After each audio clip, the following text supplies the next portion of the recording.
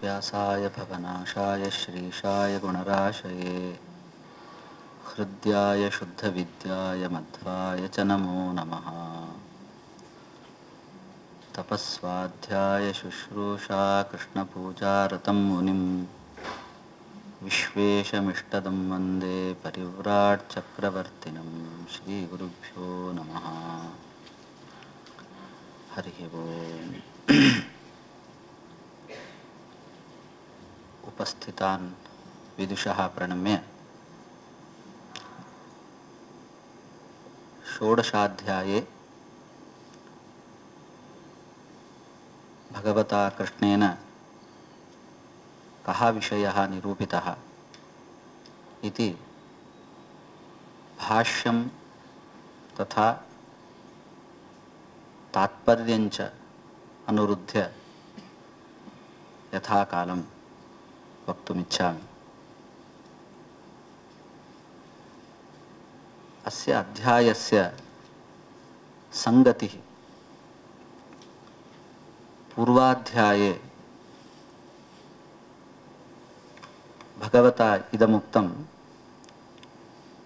निर्माणमोहाः जितसङ्घदोषाः इत्यादिना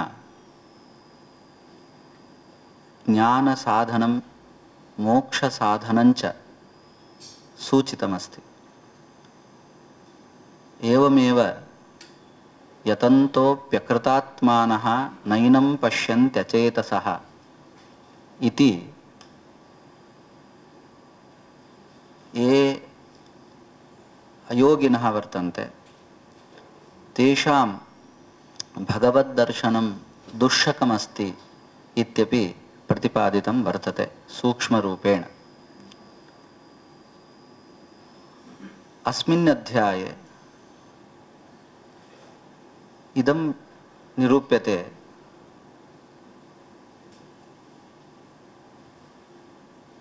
यत् त्याज्यमस्ति अस्माभिः भगवद्दर्शनकाङ्क्षावन्तैः पुरुषैः किम् अनुष्ठेयमस्ति इत्यपि अवश्यं किञ्चित् पूर्वं निरूपितमेव वर्तते।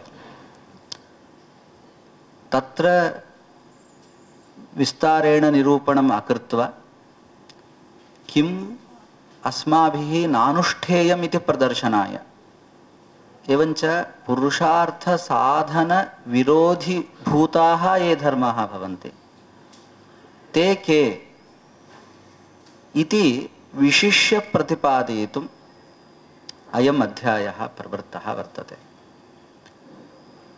साधनान्यपि किञ्चित् उक्तान्येव, परन्तु विस्तारेण भगवता तु अत्र पुमर्थसाधनविरोधिधर्माः के इति क्रमेण प्रतिपादयति। अत एव भाष्यकारैरिदमुक्तं पुमर्थसाधनविरोधीनि अनेन अध्यायेन प्रदर्शयति इति भाष्यकारैः उक्तमस्ति। तत् किम् इति इदानीं प्रदर्श्यते। प्रथमतः संक्षेपेण आसुरी संपत् का एवं दैवी संपत् का इति सूक्ष्मरूपेण प्रदर्श्य अनन्तरं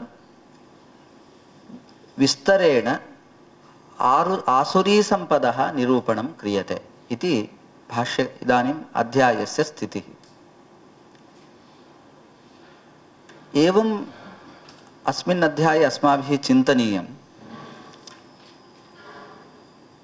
आसुरी संपदः दैवी संपदश्च विवेकः, नाम तयोर्मध्ये भेदः अस्माभिः अवश्यं ज्ञातव्यः वर्तते।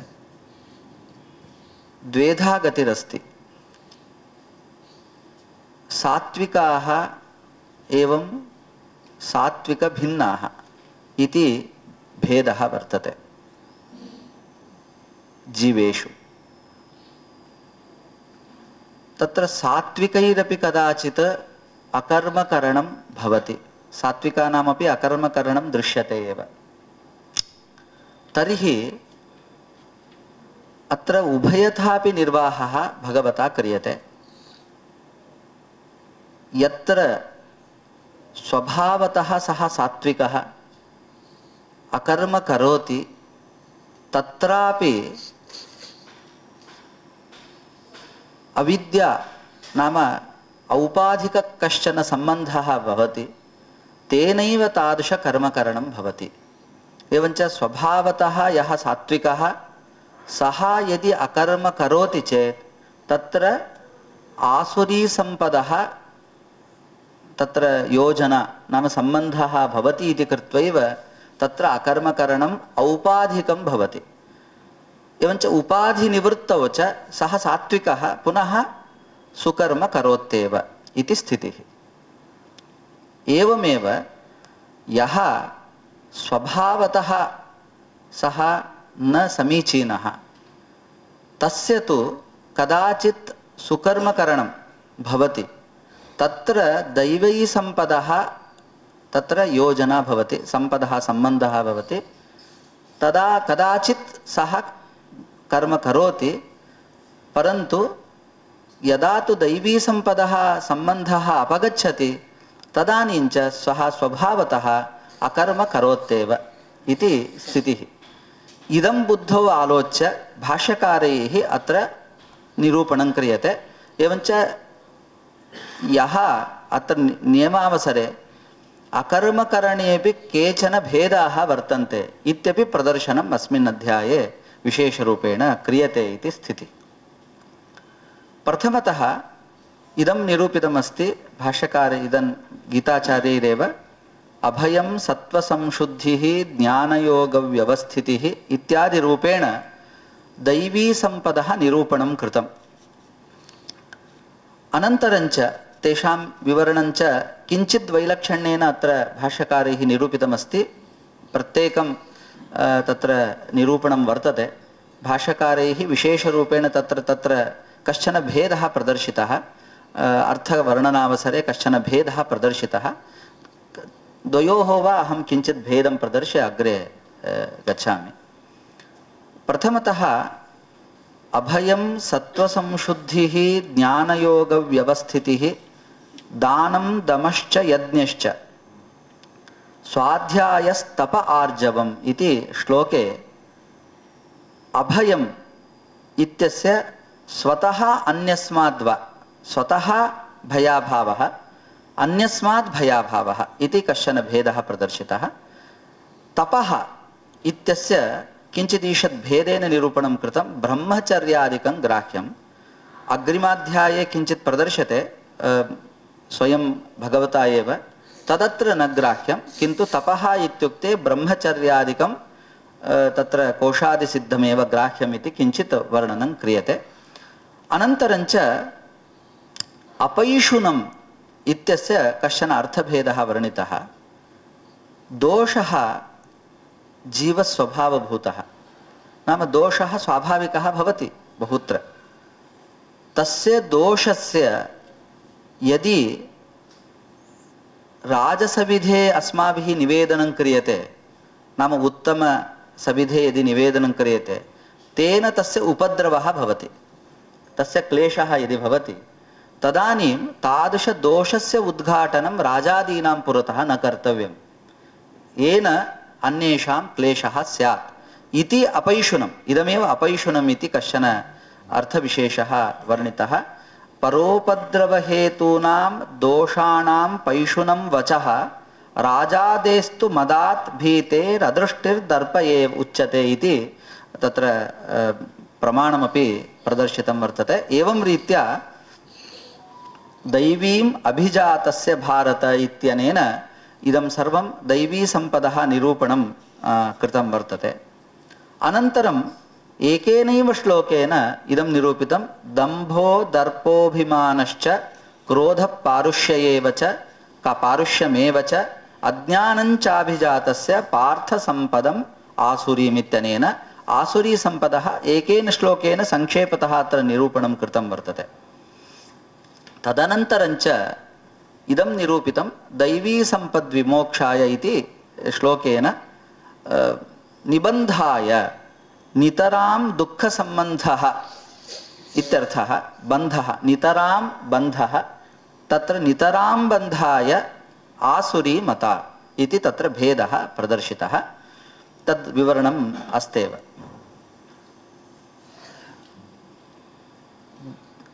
षष्ठे श्लोके द्वौ भूतसर्गौ लोकेऽस्मिन् दैव आसुर एव च दैवो विस्तरशः प्रोक्तः आसुरं पार्थ मे शृणु इति षष्ठः श्लोकः। अत्र कश्चन भेदः वर्तते। अत्र द्वौ भूतसर्गौ इत्यस्ति। देवसर्गः एवं आसुरसर्गः असुरसर्गः इति सामान्यतः अस्माभिः ज्ञायते। भाष्यकारैः अत्र सर्गशब्दस्य स्वभावः अर्थः इति निरूपणं क्रियते। द्वौ भूतसर्गौ इत्यत्र द्वौ भूतस्वभावौ इत्यर्थः। एवञ्च स्वभावः द्विविधः इति। वस्तुतस्तु स्वभावः अनेकविधः वर्तते। देवस्वभावः असुरस्वभावः इत्येव न भेदः। तत्र देवर्षि पितृपनराः इति आचार्यैः भाष्यकारैः अन्यत्र उक्तमस्ति। देवस्वभावः अन्यः, ऋषिस्वभावः अन्यः, गन्धर्वाणां स्वभावः अन्यः इत्येवं रीत्या स्वभावाः भिन्नाः भिन्नाः भवन्ति। अत्र दैवस्वभावमध्ये एव गन्धर्वादीनां ऋषीणामपि स्वभावं योजयित्वा सामान्यरूपेण इदानीम् अत्र निरूपणं क्रियते। अतः दैवी द्वौ भूतसर्गौ इत्यत्र दैवसर्गः देवस्वभावः असुरस्वभावः। एवञ्च इदं ज्ञातव्यं यदस्माभिः इदानीं स्थूलदेहदशायाम् अनुभूयते स्वभावः, अयं न स्वरूपभूतः स्वभावः। नाम अयं न स्वभावः, अयम् औपाधिक एव, शरीरादिसम्बन्धप्रयुक्त एव भवति। सामान्यतः प्रकृते इदानीं यद्यद् अस्माभिः स्थूलदेहादिसम्बन्धेन यद् अनुभूयते अस्माभिः तत्सर्वञ्च केवलं तत्र शरीरादिसम्बन्धवशात् अस्माभिः अनुभूयते। परन्तु कदाचित् स्वभावस्यापि अनुभवः भवति, परन्तु अयं न स्वभावः इति नियन्तुं शक्यते। अयं स्वभावः भिन्न एव वर्तते इति प्रदर्शनाय अग्रिमग्रन्थः प्रवृत्तः। एवञ्च स्वभावभेदप्रदर्शनाय अयं ग्रन्थः प्रवृत्तः। द्वौ भूतस्वभावौ लोकेऽस्मिन् दैवः आसुर एव च दैवः विस्तरशः प्रोक्तः। इदानीं न केवलम् अस्मिन् अध्याये, पूर्वाध्यायेषु निरूपित एव, अतएव विस्तरशः इति शब्दप्रयोगः कृतः। अतएव भाष्यकारैः पुमर्थसाधनविरोधीनि अत्र अनेन अध्यायेन उच्यते, प्रदर्शयति इत्यादि उक्तमस्ति। एवञ्च दैवो विस्तरशः प्रोक्तः इत्युक्ते पूर्वाध्यायेषु वर्णित एव। इदानीम् आसुरं पार्थ मे शृणु इत्युक्ते असुरस्वभावः एव अत्र प्रदर्श्यते मुख्यतः इति अनेन विस्तरशः इति शब्दस्वारस्येन अस्माभिः निरूपयितुं शक्यते। इदानीम् अग्रिमश्लोकेषु इदं वर्णितमेव अस्ति। प्रवृत्तिञ्च निवृत्तिञ्च जनान विदुरासुराः न शौचं नापि चाचारः न सत्यं तेषु विद्यते इत्यादेः निरूपणम् अस्माभिः सामान्यतः आचार्यैः कृतमेव वर्तते। तस्मात् तत्र विस्तरेण निरूपणं न क्रियते। अग्रे कश्चन विशेषः अत्र वर्णितः अस्ति। तेषु श्लोकेषु कः विशेषः वर्णितः इति किञ्चिदहं वर्णयामि। भगवता इदम् उक्तम् अहङ्कारं बलं दर्पं कामं क्रोधञ्च संश्रिताः मामात्मपरदेहेषु प्रद्विषन्तोऽभ्यसूयकाः इति एकः श्लोकः वर्तते। अस्य च विवरणं भाष्येऽपि कृतं वर्तते। एवमेव तात्पर्येऽपि अस्य अर्थवर्णनं कृतं वर्तते। कश्चन ईषद्भेदः अत्र वर्तते। एवमस्ति तात्पर्यम् आचार्याणामेव एवमेव ग्रन्थद्वयं गीता तात्पर्यं गीता भाष्यमिति ग्रन्थद्वयं वर्तते। अस्य श्लोकस्य अर्थवर्णनवेलायाम् इदम् उच्यते माम् आत्मपरदेहेषु प्रद्विषन्तः इति अस्ति। अस्य कः अर्थः?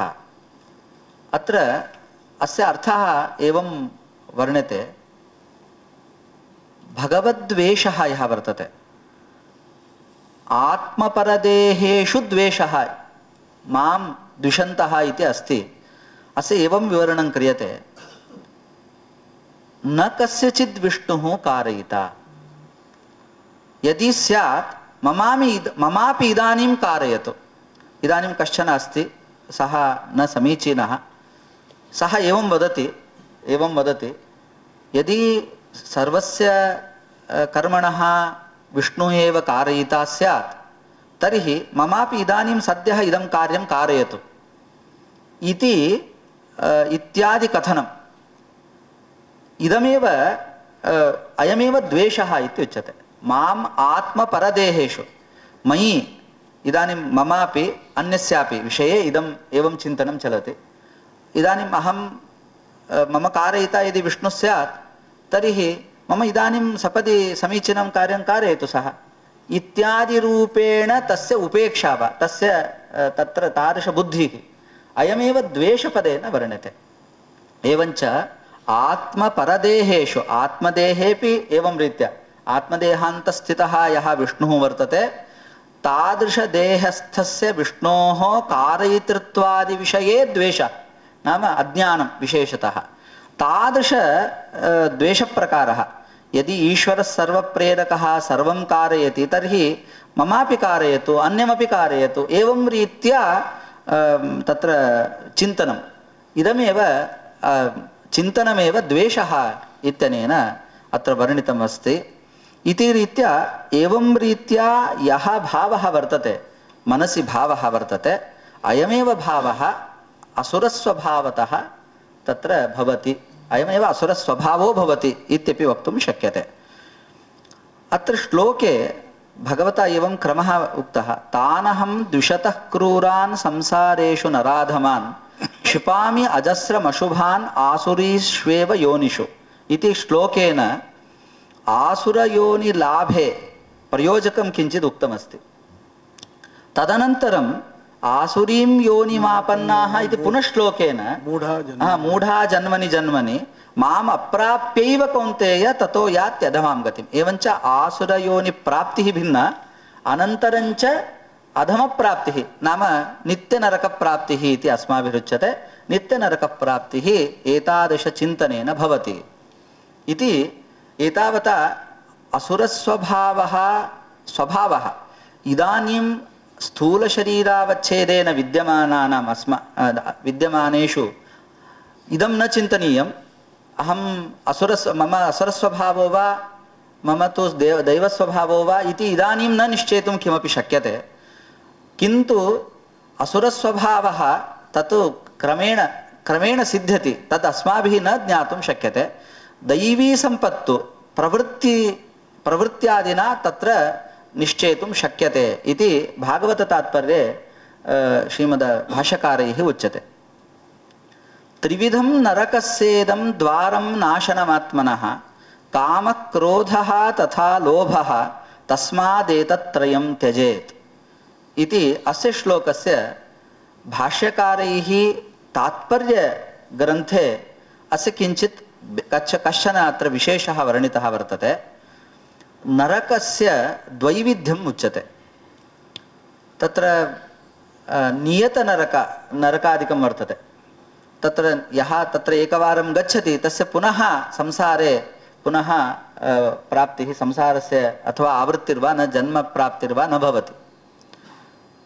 इतोपि इदानीं पुनः प्रत्यागमनं भवति, इदानीं प्रतिपर्याये गमनागमनादिकं भवति। तद् उभयम् अत्र विवक्षितं। नरकस्य इत्युक्ते नित्यनरकस्य द्वारम् एवं अनित्यनरकस्यापि इदं द्वारं भवति इति त्रिविधं नरकस्येदं, नरकस्य इत्यनेन द्वैविध्यं विवक्षितं, नरकद्वैविध्यं वक्तव्यं। नाशनमात्मनः कामक्रोधः तथा लोभः, कामः क्रोधः लोभः इति त्रैविध्यमुच्यते। तत्र कामद्वैविध्यं नित्यनरकप्राप्त्यर्थं कामः सः भिन्नः एवं अनित्यनरकप्राप्त्यर्थं कामः भिन्नो भवति एवं रीत्या त्रिषु पुनः द्वैविध्यम् उच्यते एवञ्च कामे द्वैविध्यम् एवं लोभे एवं क्रोधे च द्वैविध्यम् उच्यते किं तद्वैविध्यम् इत्युक्ते अहम् ईश्वरः अहमेव विष्णुः अहमेव कृष्णः इति यत् चिन्तनम् अस्ति इच्छा अहं कृष्णो भवामि अहम् इदानीं विष्णुः भवामि रामो भवामि वा इत्यादि चिन्तनम् अहं नारायणो भवामि इति वा यत् चिन्तनं वर्तते इदं चिन्तनं तत्र नरकप्राप्तये भवति नित्यनरकप्राप्तये भवति इति नित्यनरकप्राप्तये एतादृशचिन्तनं भवति इत्युच्यते एवं कामः अत्र द्विविधः कामः निषिद्ध इच्छा नाम अन्येच्छादि निषिद्ध भोजनादि इच्छा सामान्यतः या इच्छा वर्तते सः अपि काम एव तादृशकामस्य च नित्यनरकप्राप्तये न इदञ्च सामान्यतः अनित्यनरकादिप्राप्तये इदं भवति सामान्यतः पापादिकं भवति तेन च नरकप्राप्तिः दुःखसम्बन्धः तत्र पुनः प्रत्यागमनम् एवं रीत्या अयं भेदः भवति क्रोधेऽपि अयं भेदः वर्तते लोभेऽपि अयं भेदः वर्तते एवञ्च सर्वत्रापि द्वैविध्यम् अत्र चिन्तनीयम् इति तात्पर्ये भाष्यकारैः इदं निरूपितं वर्तते एवञ्च यशास्त्रविधिमुत्सृज्य इत्यनेन एवञ्च शास्त्रविधिः अस्य उत्सर्गः यशास्त्रविधिमुत्सृज्य वर्तते कामकारतः न स सिद्धिमवाप्नोति न सुखं न पराङ्गतिम् इति अत्र कः अर्थः इत्युक्ते शास्त्रोक्तविधानं परित्यज्य इति अत्र अर्थः उत्सृज्य इत्यस्य परित्यज्य इत्येव अस्य अर्थः एवञ्च शास्त्रोक्तविधानम् उत्सृज्य परित्यज्य यदि स्वेच्छामात्रेण यदि प्रवर्तते सः सिद्धिं न प्राप्नोति इति परां गतिं मोक्षं वा नाप्नोति तस्मात् शास्त्रं प्रमाणं मे एवञ्च शास्त्रं प्रमाणं मे कार्याकार्यव्यवस्थितौ इदं मया कार्यम् इदं न मया कार्यम् इत्यत्र प्रमाणं किम् इत्युक्ते शास्त्रमेव एवञ्च वाक्यात् प्रवृत्तिः वाक्यात् निवृत्तिः एवञ्च शास्त्रमेव प्रमाणम् एवञ्च शास्त्रं प्रमाणं ते कार्याकार्यव्यवस्थितौ ज्ञात्वा शास्त्रविधानोक्तं कर्म कर्तुम् इहार्हसि अतः शास्त्रविधानं यद्वर्तते तद् अनुसृत्य त्वया कर्म कर्तव्यम् इति एवञ्च अनेन क्रमेण इदं योजितमस्ति तात्पर्ये इदम् उच्यते यदा इदानीम् इच्छादिषु किञ्चित् वैलक्षण्यमपि प्रतिपाद्यते उत्तमस्त्रीणां विषये इच्छा अयमपि कामः इत्यनेन नित्यनरकप्राप्तये एतादृश इच्छायाः अपि योजना कृता अस्ति एवञ्च स्वोत्तमस्त्रीणां विषये या इच्छा भवति सापि इच्छा नाम यथा लक्ष्म्यादिविषये एवम् उत्तमदेवतास्त्रीणां विषये यदि इच्छा भवति तादृश इच्छा नित्यनरकप्राप्तये एव भवति इत्यपि उक्तमस्ति अयोग्येषत्वकामाच्च लोभाच्च आत्मसमर्पणे तत्त्ववेदिषु कोपाच्च तमस्तेषां न दुर्लभम् इति तात्पर्यपङ्क्तिर्वर्तते एवञ्च अत्र निरूपणावसरे इदमेव उक्तमस्ति कदाचित् असुरदेहप्राप्तिः केषाञ्चित् भवति यथा प्रह्लादादीनां देवाः शापबलादेव प्रह्लादादित्वमागताः इदानीं यथा जयविजयादीनां हिरण्यकशुपादि रूपेण जनिः भागवतादिषु श्रूयते शापबलात् तर्हि तेषाञ्च न सः स्वभावः कुतः इत्युक्ते तत्र सदृष्टान्तम् इदम् उपपाद्यते हेतुतः सोऽन्यथाभावः रक्तता स्फटिके यथा अतो नित्यश्च नाप्येषः स्वभावविनिवर्तकः कदाचित् किं भवति योजना भवति नाम शापबलात् देहादिसम्बन्धो भवति, परन्तु सः सम्बन्धः मूलभूतस्वभावविनिवर्तकः न भवति। स्वभावे तत्र स्वभावविनिवर्तकः सः न भवितुम् अर्हति इति, स्वभावविनिवर्तको न भवति इति अनेन निरूपणं क्रियते। एवञ्च अस्मिन् अध्याये तत्र कामद्वैविध्यम् इत्यादि रूपेण स्वभावे वैचित्र्यं प्रतिपादयितुमेव अयम् अध्यायः प्रवृत्तः इति भाष्यकाराणाम् आशयः इति उक्त्वा अहं विरमामि। ஸ்ரீ குருப்போ நமஹ. இப்போ இந்த சத்திரத்தில் 17வது அத்தியாயம் அத்வைத சித்தாந்தத்தில் என்ன சொல்லியிருக்குங்கிறத அதை பற்றி கொஞ்சம் சொல்கிறேன். 17வது அத்தியாயத்தில் இதுக்கு பேர் என்னென்னா ஸ்ரத்தாத்ரய விபாக யோகான்னு பேர்.